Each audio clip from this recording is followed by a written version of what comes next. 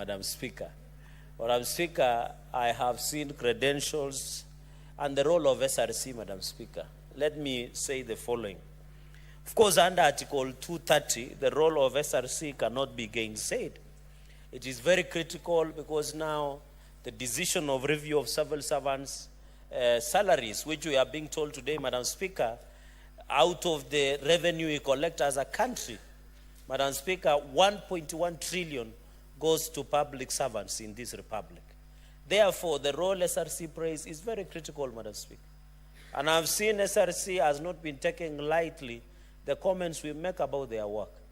I have even suggested in the past that SRC should be a part-time commission because their work is not 8 to 5, Madam Speaker. Their work is to review periodically the salaries and remuneration and personal emoluments of public servants and state officers across this country, as was envisaged in Article 230. In fact, we should be looking at possibility of reducing the number of SRC commissioners in this republic, Madam Speaker, so that we are also, because if we are spending 1.1 trillion on salaries, personal emoluments for state officers, Madam Speaker, for civil servants, it is unfair because these civil servants, majority of Kenyans are not employed by a government, Madam Speaker.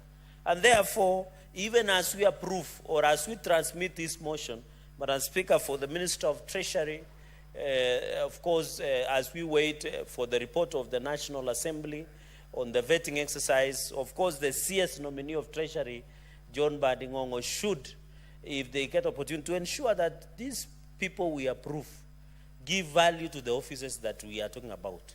And therefore, in fact, SRC, Madam Speaker, has not been helpful in advice. By the way, if the reading, Madam Speaker, and you are a very senior lawyer in this republic, Madam Speaker, and Secretary General Emeritus, who ensured that you midwife the current government, Madam Speaker, it cannot be gainsaid. The work of SRC is to advise. I don't know where they got these powers. They have arrogated themselves powers to set the salary. It's not their business, Madam Speaker. And we have sat, Madam Speaker, they have never assisted us. Look, for example, at UHC, Universal Health Coverage in terms. We spend hours here. They told us they will work with the Council of Governors to confirm under permanent and pensionable terms of UHC in terms, Madam Speaker. Who served this country as true heroes when we have a COVID of 2020? They didn't assist. We have had push and pull over the issue of members of County Assembly, the MCS, Madam Speaker. Their personal emoluments, their welfare, Madam Speaker, but they have done nothing to ensure, Madam Speaker. And you know, under the labor laws, the law does not allow anybody to have their salary cut. It is never practiced anywhere in the world, Madam Speaker. We have told them, Madam Speaker, can you advise the country on the of members of County Assembly, Madam Speaker? We have insisted, we have sat through the AMCA, Madam Speaker. SRC has been no show. We have sat with the CAF, Madam Speaker. We have even, you remember, the intern doctors that demonstrated for the longest time possible. SRC could not advise the country, Madam. It is their domain to give a practical, implementable with the current, Madam. You saw the embarrassment that they wanted to put members of, and I suspect SRC was part of the people who are inciting Gen Z in this republic, Madam.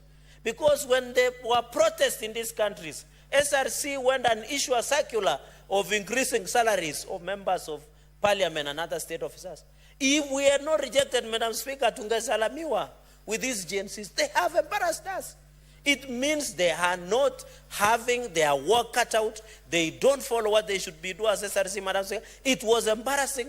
They embarrassed the presidency. They embarrassed the state officers, members of Parliament. When the country is going through hard economic times, Madam Speaker, why would you want to increase the salary? And it embarrasses us, Madam. We in fact, I propose that through your office and through the head of public service, SRC must give us unreservedly apology to the country of the Kenya and state officers for putting us into embarrassment and setting us against coalition cause with the great people of Kenya, Madam Speaker. We have Kenyans who are earning less, Madam Speaker. Why don't you look at that? Every time Central Court And you saw Francis Atwoli the other day when they're celebrating Labor Day.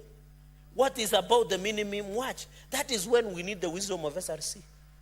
It is not their business to look at what members of parliament and state officers should do. They should be looking at the minimum wage, the Wanjikus of this world, the Manzayos of this world, Madam Speaker, the Kiprotich of this world who do not have anything minimum wage, Madam Speaker. And that is why today as we talk, the allegations we are hearing, the governor of Nandi can hire young people, Madam Speaker, and give them helmets and give them the sticks, hockey stick, horse stick, Mr. Speaker, Madam Speaker, the sticks, the djembe sticks, to walk around and around in Kapsabet town as we talk, Madam Speaker, harassing law-abiding citizens because members of public wanted to go and occupy his office and ask billions of shillings, close to more than 50 billion that has been allocated to Nandi. Where is it? But he has gone ahead and hired, Madam Speaker, people carrying djembes, carrying funny crude weapons, walking around Kapsabet town, Madam Speaker. As we talk, it is shame for a governor to use the resources, and Governor Sang must be called out. Instead of providing drugs to Kapsabet County Referral Hospital, he is busy providing djembe sticks to young people to go and harass others, Madam Speaker. And I don't fear to, I am embarrassed of the Nandi County security team, Madam Speaker. In Namgoi, in the town, criminals are walking around with djembe sticks, and the county commander and the county security team is sitting unless they have been compromised by Governor Sang, Madam Speaker. It is very unfortunate. It is so sad. We go and tax Kenyans, give counties money. The governors misuse that money for their own selfish gains, Madam Speaker. We cannot allow at this country, Madam Speaker. It is very unfortunate, Madam Speaker. And I want to challenge the Acting Inspector General of Police, Mr. Kanja, to tell us why would the police officers and county commander and county security team are sitting while young people, criminals hired by the governor, are walking around with the djembe sticks, harassing young men and women, pregnant mothers, the disabled in Kapsabet town in a clear, broad daylight, Madam Speaker. And yet we are struggling here. As we talk today, the ECD teachers of Nandi County are supposed to go on strike because they have not been paid.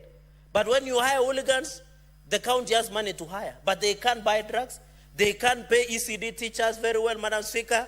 The roads are impassable in Nandi as we talk, Madam Speaker. So, Madam Speaker, as a house, and I'll be bringing a comprehensive statement to have the Inspector General of Police. We are doing what we call in quotes bad manners in this country, Madam Speaker. Because if you are allowing criminals to walk around with djembe sticks, with crude weapons, in a big town like Kapsabet, Madam Speaker, what are you selling the rest of the country, Madam Speaker? I will be challenging, Madam Speaker, and therefore, we must agree that even as we approve, we pass anything, Madam Speaker, in this house, we must ensure, Madam Speaker, we speak truth to the power. And governors should understand that they don't exist, they don't have powers that they can overrun the police, Madam Speaker, that they can overrun the security apparatus. Unless you are telling the country you no longer trust, Madam Speaker, under Article 37, the right to picket and demonstrate. You saw there were national protests. I didn't hear the president directing or taking people to street to counter-demonstrate. In fact, the president said, let people demonstrate and be given security as per Article 37 and 38.